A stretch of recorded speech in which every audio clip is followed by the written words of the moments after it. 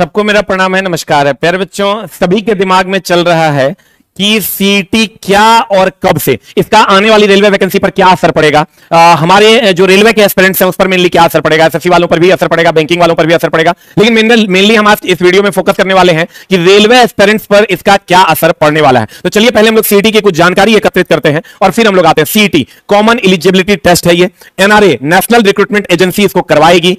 CET को जैसे RRB RRC railway का एग्जाम करवाती थी, वैसे ही कॉमन एलिजिबिलिटी टेस्ट, कॉमन इसलिए क्योंकि बैंक, रेलवे और एसएससी तीनों के लिए ये एग्जाम होगा और एलिजिबिलिटी टेस्ट है ये कॉमन। और नेशनल रिक्रूटमेंट एजेंसी अब इसका करवाएगी। अब कोई स्टाफ सिलेक्शन कमीशन नहीं होगा, आईबीपीएस नहीं होगा और आरआरसी आरआरबी नहीं होगा। अब इसको नेशनल रिक्रूटमेंट एजेंसी करवाएगी और कॉमन एग्जाम होगा बैंक, एसएससी और रेलवे के लिए। फिर हम रेलवे पर भी इसका क्या असर पड़ेगा उस पर भी बात करेंगे।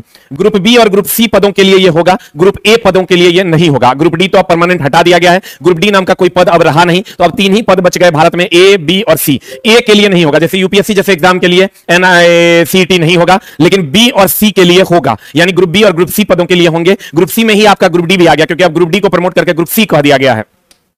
फिर आते हैं CET government announcement. First time 2015 में गवर्नमेंट ने इसको अनाउंस किया था कि हम सीईटी कॉमन एलिजिबिलिटी टेस्ट लेंगे। पूरे भारत में एक ही एग्जाम होगा, एक 10th लेवल पे होगा, एक 12th लेवल पे होगा, एक ग्रेजुएशन लेवल पर होगा और साल में 2 बार होगा। इसके स्कोर 3 साल तक वैलिड होंगे। और सेकंड टाइम 2019-20 में सरकार ने इस पर एक्शन लिया और प्रेजेंट टाइम में 2023 में इसके सिलेबस और अन्य चीजों के रिगार्डिंग रिपोर्ट बनाकर सबमिट कर दिया गया है। 2024 में एनआरए और सीईटी की बात की गई है। रेलवे, बैंक और एसएससी सिलेबस जो है, रेलवे, बैंक और एसएससी का मिला जुला सिलेबस होगा। जो सेम सिलेबस अभी हम लोग पढ़ते हैं वही सिलेबस रहेगा। एक आध चीज का अंतर हो सकता है। रेलवे एस्पिरेंट्स को मेनली क्या इफेक्ट करेगा इस पर हम लोग चर्चा करेंगे। प्री एक साथ होगा, प्री एक साथ होगा और एक ईयर में 2 बार होगा। पहला मई जून में होगा और दूसरा नवंबर दिसंबर में होगा। इसके बाद हम चलते हैं 10th पास, 12th पास और ग्रेजुएशन पास। ये 3 स्तर में लिए जाएंगे। एक होगा 10th पास बच्चों के लिए, एक 12th पास बच्चों के लिए, एक ग्रेजुएशन पास बच्चों के लिए। ग्रेजुएशन वाले ये भी दे सकते हैं, ये भी दे सकते हैं। 12th वाले ये दे सकते हैं 10th पास, 10th लेवल वाला, मतलब ग्रेजुएशन वाला जो होगा ये दोनों दे सकता है, 12th वाला सिर्फ इसको दे सकता है और वो अपना देगा। तो कहने का मतलब जो ग्रेजुएट है उनको तीनों में मौका मिलेगा, 12th पास जो बच्चे हैं उसको दोनों में मौका मिलेगा, 10th पास को खाली इसमें मौका मिलेगा और साल में 2 बार होगा एग्जाम। ऐसा भारत सरकार का कहना है नेशनल रिक्रूटमेंट एजेंसी के गठन के द्वारा। यह एग्जाम 3 लेवल में होगा। हम बोले ये पहला लेवल होगा, ये दूसरा लेवल होगा और ये तीसरा level, 10th level, 12th level और ग्रेजुएशन लेवल। 3 साल सीईटी स्कोर वैलिड होगा। मेंस सब अपना अपना लेगी, रेलवे, एसएससी और बैंकिंग सब अपना अपना मेंस लेगी। यानी अगर आप एलपी टेक्नीशियन के लिए मान लीजिए, अगर मेंस के लिए आप ट्रेड पढ़ रहे थे या बेसिक साइंस इंजीनियरिंग ड्राइंग पढ़ रहे थे, मैथ पढ़ रहे थे, रीजनिंग पढ़ रहे थे, तो वो मेंस जैसा पहले था वैसा अभी भी रहेगा। क्यों? क्योंकि अब आप खुद सोच के देखिए, जिसको इंग्लिश बोलना आता है उसको ट्रेन चलाने तो नहीं दे दिया जाएगा, जिसको मैथ बनाना आता है उसको ट्रेन चलाने नहीं दे दिया जाएगा। ट्रेन वही चलाएगा जिसको ट्रेड आता है, साइंस आता है, वही ना ट्रेन चलाएगा। इसलिए मेंस सबका जैसे था वैसे ही रहेगा सीईटी लागू होने के बाद भी। अब इस पर हम बात भी करेंगे सीईटी में क्या क्या परेशानियां आप लोगों को हो सकती है। फिर हम आते हैं शुरुआत में मई जून में स्नातक स्तर के सीईटी से हो सकती है। यहां लिख दिया गया है पेपर में, ये कोई ऑफिशियल स्टेटमेंट नहीं है, ये पेपर में ऐसा स्टेटमेंट आया है कि शुरुआत में 2024 में मई जून में टेस्ट किया जाएगा स्नातक स्तर की सीईटी लेकर के। तो इससे एक बात और क्लियर हो जाती है कि जो अप्रैल मई में आपका चुनाव है तो वहां पर फिर दिक्कतें आ सकती है। इसलिए यहां सख्ती है, पेपर कटिंग में आप देखिएगा ये टर्म यूज किया गया है। और इलेक्शन उससे पहले है, इलेक्शन उससे पहले है तो वैकेंसी उससे पहले आएगी। तो कहीं ना कहीं इस बार रेलवे की वैकेंसी में सीईटी देखने को मिल भी सकता है, नहीं भी मिल सकता है, ज्यादा चांस है कि नहीं ही मिलेगा। और फिर हम आते हैं परीक्षाएं देश के 117, ये पेपर कटिंग में जो बातें कही गई है, परीक्षाएं 117 जिलों में 1000 से अधिक परीक्षा केंद्रों में होगी। वर्तमान समय में रेलवे, एसएससी और बैंकिंग का सिलेबस अलग अलग है, तो इसको इस पर सामंजस्य बैठाने की बात होगी। सामंजस्य कैसे बैठाया जाएगा भैया? इंग्लिश जो है एसएससी वालों को पूछा जाता है, रेलवे वालों को नहीं पूछा जाता है। इंग्लिश का जो सिलेबस है बैंकिंग वालों का बहुत हाई है, रीजनिंग का सिलेबस उसका बहुत हाई है, इसमें सामंजस्य बैठाने की बात होगी। अब कैसे होगी इस पर चर्चाएं हो रही है, इसी के लिए रिपोर्ट बनाकर सौंपा गया। मुझे लगता है कि ऐसा सिलेबस होगा जो कि रेलवे, एसएससी, बैंकिंग तीनों के लिए कंफर्टेबल होगा।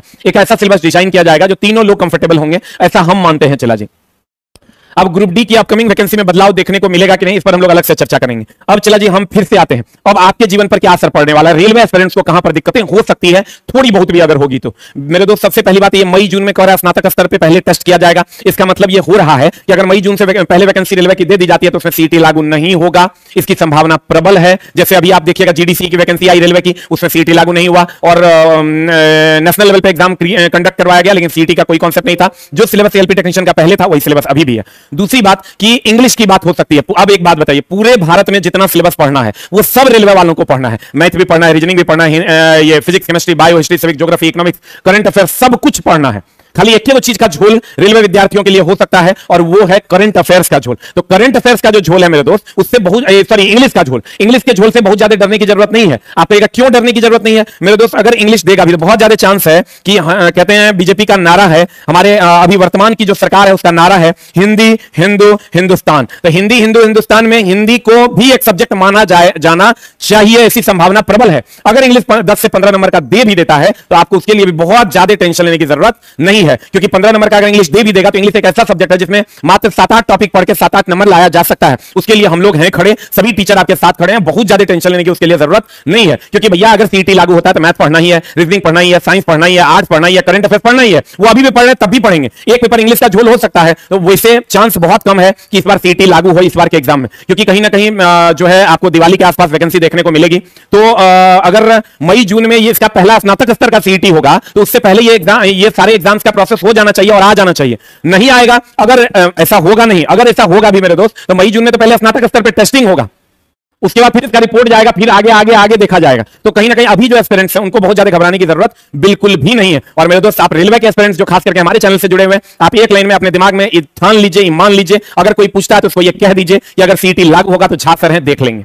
और हम आपको विश्वास दिलाते हैं सीईटी अगर लागू हुआ और एक जरा सा कभी, वैसे तो 2% सिलेबस में छेड़छाड़ होने की संभावना है, मात्र 2%, अगर छेड़छाड़ हो भी जाता है तो एसके झा उसके लिए खड़ा है। आप कह दीजिएगा उनको कि झा सर हमारे लिए हैं, वो सोचेंगे कि हमारा एग्जाम कैसे पार लगेगा। ठीक है, एकदम आपको टेंशन लेने की जरूरत नहीं है। हम फिर से बता दें, मई जून में पहला सीईटी स्नातक स्तर पर होगा। अभी आप देख लो सितंबर है और मई जून के आसपास चुनाव है, तो कहीं ना कहीं झोल होता हुआ दिख रहा है। अब पेपर वालों ने भी लिख दिया सकता है, आप देखिएगा उस पेपर कटिंग को बढ़िया से पढ़िएगा तो आपको पता चलेगा। तो इस पर बहुत ज्यादा हो हंगामा करने की जरूरत नहीं है। आप जैसे पढ़ रहे थे वैसे पढ़िए, और बाकी चीजों के लिए हम आपके साथ हैं और रहेंगे। Thank you very much, love you all, नमस्कार।